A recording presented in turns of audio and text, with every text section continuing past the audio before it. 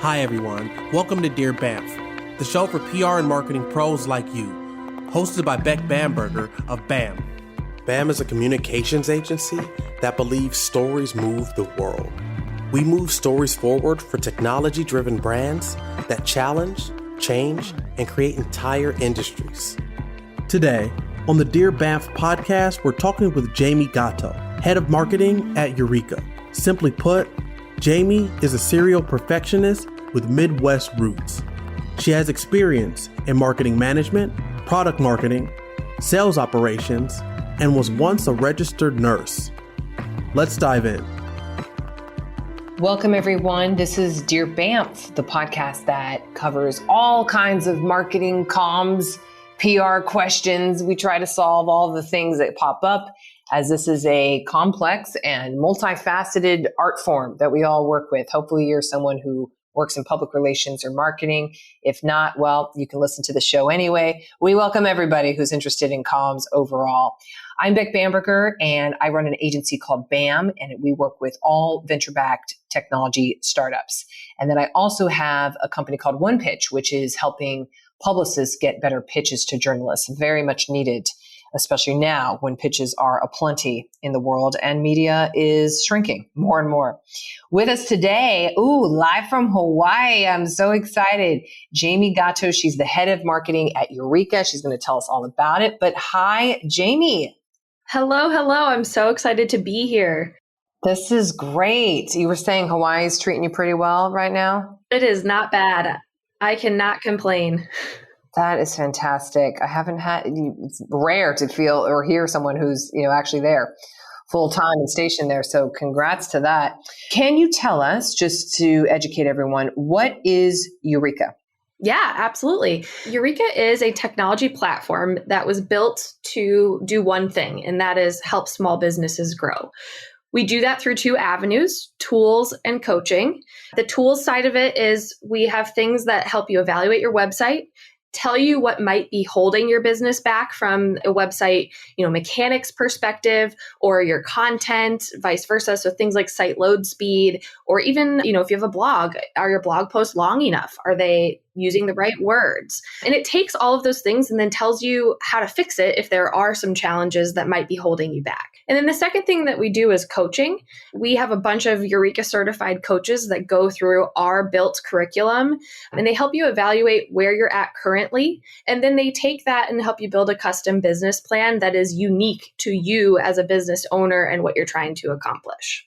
Coaching has a lot of power. We have everybody here at BAM get a coach. So you gotta have one. If you're going to work here, you're going to have one. And that's so helpful. I've been a big fan. So definitely love that angle that you guys have. What would you say you're most proud of in this last, 12 months or so in accomplishing at Ureeka? Obviously, it has been a wild 12 months, I think, across the board for any company. I think for us in particular, what I'm most proud of is the impact we've had. And what most people don't know about me in particular is that I actually started my professional career out as a nurse. I saw that. Yeah. Yeah. When I was interviewing and thinking about taking a career shift per se, I spent a lot of my first part of my career in advertising and advertising technology in particular. I wanted to do something where I felt like I was making an impact on people. I just wasn't feeling that, and I wasn't getting that from my previous job. And then Ureeka kind of fell in my lap, and they needed a head of marketing. So it was the perfect fit. And then the last year, we've seen a lot of change everywhere, but at Ureeka in general, when I started, we had 800 members. At this point, I think we're well over 12,000, which is amazing. Wow. Holy cow. Yeah, that's 12,000 business owners that are in there getting help, surviving the pandemic and thriving. Many of them are thriving, which is great to see. And then as part of that, and something that we are continuing, and you'll see this come out here in the next couple of months as we work with Comcast, we've doled out over $100 million in grants. And, given that we've been going through this pandemic and it's just been awful for the world of small business, I mean, that sort of impact and being able to financially help with the help of our partners that we've worked with to do so. And it's just been amazing to see what those sorts of initiatives have done within the small business community at Ureeka. What type of small businesses would you say you're mostly helping? Because that's a wide swath. So is it all across the country? Is it women-led? Is it marketing? What kind of businesses? Yeah. So we first started this business because we saw that there was this gap with underserved communities. And that can be anything from race, gender, location. Someone in San Francisco is going to get very different support than someone in St. Louis or Buffalo, New York. And I would say from a business type, direct to consumer is a big one. Services industries. So, if you have, say you are a photographer and you need you're a one-man show and you need some help, you need to learn how to manage your business, all that sort of stuff, whether you're a digital only company, digital with brick and mortar, we kind of do it all. I would say that there's no wrong profile of a business that wouldn't fit what we do. Wow. Okay. Note to everyone listening who maybe needs some help. And then for storytelling purposes, do you have a favorite way you're telling stories right now? I do, and you'll see more of this here in the coming months. Because we've seen so much success with some of our entrepreneurs, my favorite way is to let them tell their stories. I can sit here all day long and talk about the success they've had, but it's not going to be nearly as interesting unless you're hearing it from their own words. So we've been focusing a lot of our marketing in the coming months on amplifying those voices in our community and what they're doing and the success that they're seeing in working with our coaches and using our tools. So that's really my favorite way. I think it really tells a better story of what's actually happening in the platform versus something that I can put together myself. Yeah. Nothing sells like the direct stories from the people you're helping. That's for sure. Yeah. Well, we have a handful of questions, Jamie, to get into. Some a little hairy, some we'll see. Let's get into it. Yes. First one, this is a little short one. Dear BAMf, a few of my clients are currently undergoing a brand refresh, including updated messaging. Once solidified, how do we clearly communicate this to our media contacts that have already worked with, covered the company, and have our prior assets already saved to their files? This is a tough one. And I know it's every marketer's worst fear that they put out a story and the old logo is up. I know that's our biggest pet peeve yes. for all of us type A personalities. I have found that I think the best way is to approach it very methodical and organized. If you are doing a big brand refresh, whether that's the logo's different, the messaging is different, you have a different boilerplate, package it up in a way where it's really easy to understand what has changed and where they should apply it if they're working with you in the future, covering any stories.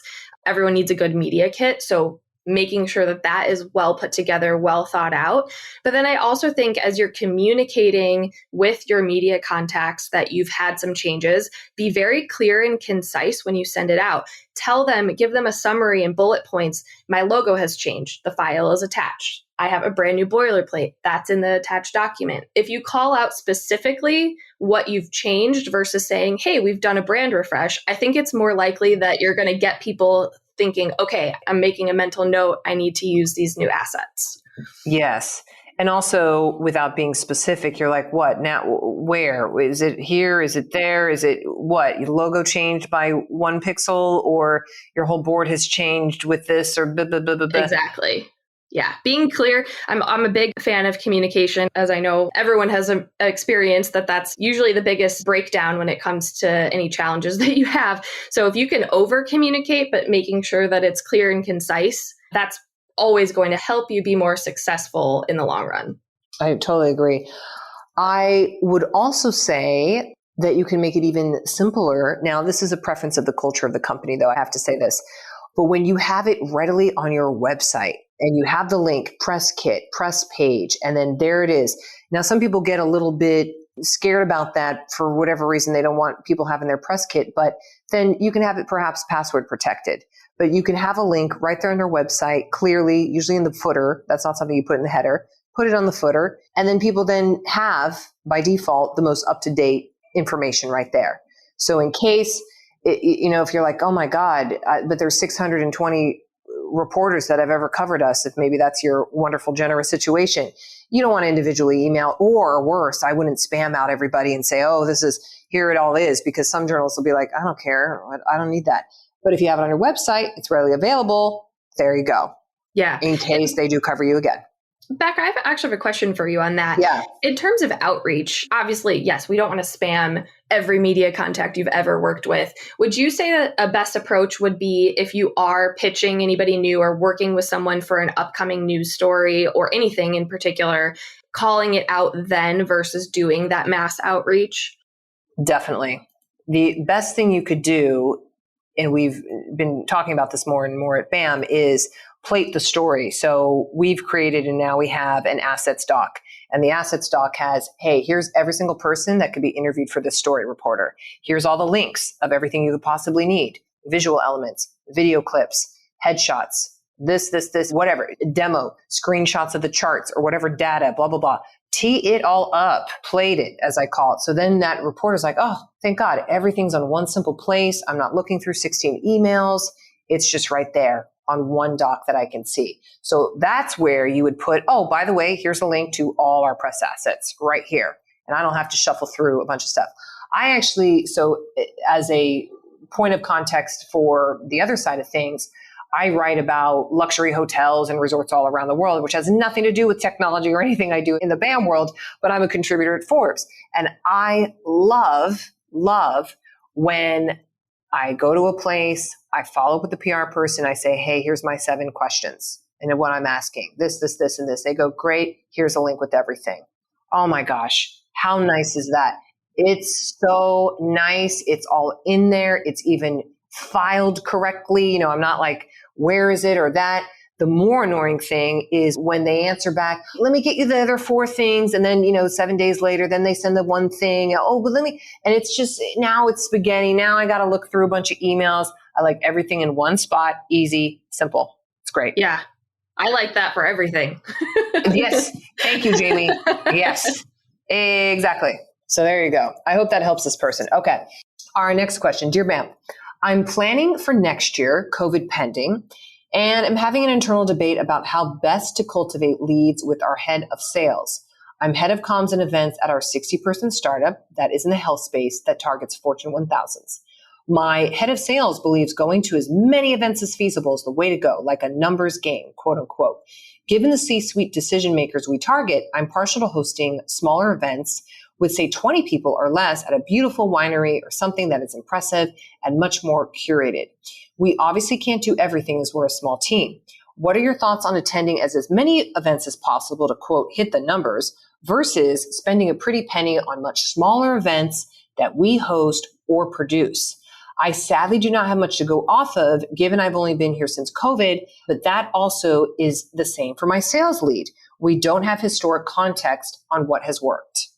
This is a tough one, and one that I personally have experienced working with sales leads. In general, like, it is so hard to go in somewhere and build an event strategy from the ground up if you've not done events, period. I mean, that's a task.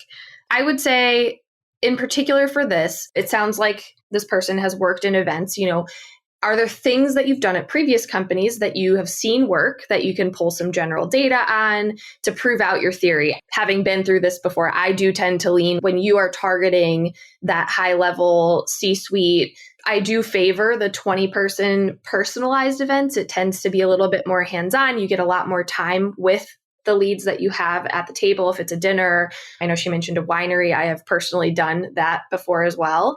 I think, obviously, if you're dealing with a head of sales who thinks, numbers, the more the better, is there a way that you can do a hybrid model next year? Can you work your budget so that you can do a couple of those bigger industry events where there's mass amounts of people there, and then do maybe one 20-person really targeted C-suite event to give them that experience? Because this is going to give you, one, a plan, which sounds like is the biggest thing, is you got to build out a plan. But it sets goals. And the goal is that you want to compare the two different approaches and figure out what is your cost per lead going to be per that event type. Because that's the biggest thing that you got to figure out here is if you're going to these massive events and it's costing you, $20 per lead because you're paying for the travel and whatever in a booth, and those leads end up having a higher conversion rate than, say, a $200 per lead 20-person event, that might be the better approach for this business in particular. Yeah, I would say, what can you do to build out a plan to prove out the numbers? Because if you don't have any data to go off of now, there's just no way that you're going to be able to prove it before you try it. You are in a very fundamental, most likely experimental time with this kind of strategy. We've all been there when we're starting from ground zero with the startup. I do like your point about, okay, what has worked from your own experience prior. Another consideration here is, as you mentioned, experiment, try a little of that, try a little of that to see what shakes out and over communicate that so that no one has expectations like your founder of like, we're going to spend $100,000 doing all of it and it's going to return $2 million, you're experimenting. So I would definitely over communicate that. But then secondly, if it's feasible, especially now before you get the year going, can you interview some people? Can you ask? Can you say, hey, C-suite person, where do you go? What do you go to? And of course, it's been COVID. So what have you historically gone to in the past? Were there those 3 events that you absolutely always made? You always made the Tech Live thing, Wall Street Journal, Laguna Beach thing. Okay, put that on your list. And then as you hear people verify, probably you'll start to see clumpings of trends like, oh, wow, okay, all these people get together on this thing. Oh, all these people maybe they say they go to Burning Man every year at a camp. I don't know. I mean, find out where do these people hang out and then go to those things.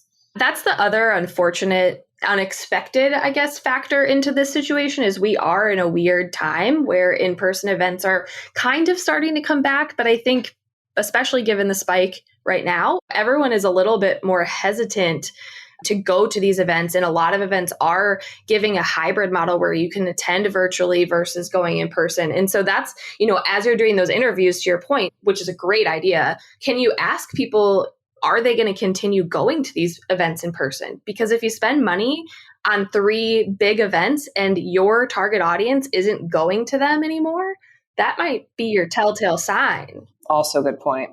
Yeah. Behaviors have changed. So that's a good caveat. Even if someone's like, oh yeah, I used to always go to these 6 things. I went to HIMSS, if it's health tech, maybe that's going to change now for people. So it reminds me of hey, if you ask people like the Steve Jobs thing, if you ask people like, do you want an iPhone? They'd be like, what the hell's that? No, I don't want, no. Why would I? Hell no. But yet you deliver it now. The whole world uses it. So it could also be one of those. So just use that with caution, I'd say. So there you go. Okay, next one. Miss Jamie, here's our next one. Dear BAMf, my fintech startup is rapidly growing. We found our market and now customers who are small to medium-sized banks are trickling in. I'm considering adding fire to the trickle by looking at lead gen agencies, and I know there are a ton out there. What should I consider in bringing on such an agency? We're well funded, so should I look at more than one or double down on pay-per-click or industry events? What are your thoughts? Well, first of all, so great that you have the funds to have a question like this. Dream scenario for every marketer everywhere. And also a very topical question, because this is something that we're thinking about here at Ureeka and discussion that I'm actually having internally with our executives as we think through how to find more customers and more small businesses to help. My question back to this person would be, what are you doing currently to drive? It sounds like there's a lot of customer growth already. So what are you doing currently to drive those customers that are coming in? Is that through PPC and events? And if it is, what is your cost per lead for those 2 avenues? Because I'm a big fan of don't fix what isn't broken. So if you're seeing success in those 2 avenues, why not allocate more budget to that? That would be where I would start. That being said, if you're looking to try it out, definitely go into the conversation with a let's do a test mentality. If you've never done something, you don't know what your cost per lead is going to be, you don't want to overcommit yourself to something that might not work long term. So if there is some way that you can factor in a 3-month test to see what the results are, you'll know how your money is being spent, what your cost per lead is, and you'll be able to look at this with a business eye to say whether or not it's worth continuing. And then I think as you evaluate, lead gen agency it's a very broad term. A lot of the different agencies do different things. Some actually do paid media with cold calling and email and all that stuff. So if you are doing PPC and events, you might want to go err on the side of, are they doing the email outreach and picking up the phone and calling potential customers for you? When you're having these conversations, really, really dive into, if they're giving you a quote of X amount per month, how is that money being spent? Because I know in my conversations, I've seen a few things where it feels like the money is being spent very lopsided into actually prepping and doing the groundwork before actually even doing any of the outreach, say if they're doing email or cold calling. And if that's something you can do in-house to help them prep, then you'll spend less money on agency fees in order to get the actual work done. It's a great idea. But again, I would say don't fix what isn't broken, because it sounds like you guys are having some great growth already. And if you know what your cost per lead is for the avenues that are working, I'd throw some more money at it. Yes, right? If it's working, throw in more, unless you are somehow cannibalizing in one way or the other. But often that's not the case, especially per click, because then the more you dominate, the more other words you can dominate. So I would keep that going. Maybe there's some kind of industry fatigue. This person mentioned events, but of course that's had to have changed given COVID and everything. So yeah, keep up what's working. I would just emphasize, again, the experiment. You're running an experiment. Make sure you can run the experiment without devastating costs. An experiment that you're sucked into for 2 years is not a good amount of time for an experiment. You got to be able to say, hey, you know what? After 90 days, we evaluate and we decide if we do it and move forward. Because then you're going to know, and you don't want to get stuck into some kind of program of sorts. I've had mixed results from lead gen agencies. I think there is a big delta of quality amongst them. A lot of people can pick up phones. A lot of people can send emails. The best one, the smart ones, seem to have an upper leg on how about they go for things. I would make that a consideration. I would certainly talk with other folks in your industry or their referrals and double down on not only just reading a testimonial, but actually talk with people. Ideally, and this is what people ask us all the time for our agency, ideally in the industry you're working with. So ask for, I want to chat with people who have done fintech specifically, maybe not our size of a startup because that's a little bit more opaque, but have you done this program for the target audience we're looking for? Which means have you been working with people that are targeting banks, as mentioned? Medium, small size banks. Have they actually responded to your cold calls? Maybe you'll find out, because they're small, medium banks, they're kind of probably a little bit behind the times. They pick up the phone. They actually answer. Maybe that's a discovery here, and maybe that's going to lead to your advantage. But if you're talking to a lead gen company that just sends a gazillion emails a day, maybe that's not going to work. Yeah. Oh, I totally agree. I mean, I think anytime you're trying something new, always, always, always talk to someone who has worked with them. Ideally, if they're in the same space or have a similar target audience, but at a very minimum, just talk to another client of theirs to get a perspective. Well, Jamie, those are all the questions. Oh, those were good questions. They were good ones. There's always an unending number of them too. So we have lots of fun on here, and this show just can continue forever probably because we'll never cover everything. Well, Jamie, thank you so much. Coming from Hawaii, how great. It's been so wonderful. I appreciate you having me on. You are so welcome. Appreciate you. And we'll be back on the show for another week of more questions after. So hope everyone joins us then. Thanks for listening to Dear BAMf, the advice podcast for PR and marketing pros like you. Our show was created by BAM, a PR and marketing agency headquartered in San Diego and New York City. The music you're enjoying today was composed by Tiffany Dizon, produced by Daniel Kessner, and played by San Diego Symphony's Art of Alon. If you have a tough PR and marketing question you'd like us to answer, write to us at bamtheagency.com/Dear BAMf. Don't forget the F. If you'd like to get notified of our latest episodes, subscribe to us wherever you listen to podcasts and review us on Spotify and Apple Podcasts.